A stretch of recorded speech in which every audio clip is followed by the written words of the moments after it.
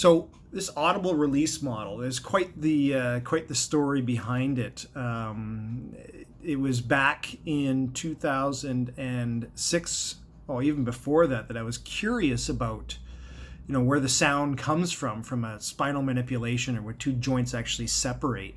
So it was in the construction of a synovial fold that there was a sound that was emitted from the model that I was working on. I polished up the hyaline surface, and it was at that point where I realized that there could be another mechanism around where the sound comes from.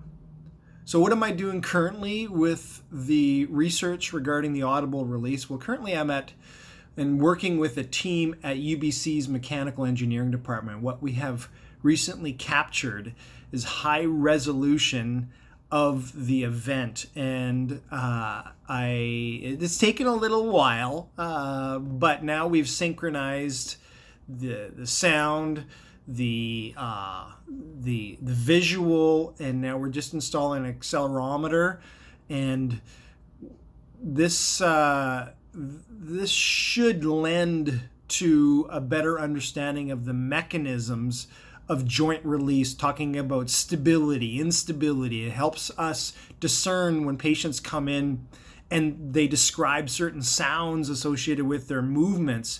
Now we can be more certain about what that sound is. Does it have a refractory period, for example? If it does, then we have to think of it being synovial in nature. Does it happen often? Think about stability, instability. So I hope that once we understand the event more specifically, it'll help us with better treatment routes for getting the best outcomes we can possibly get.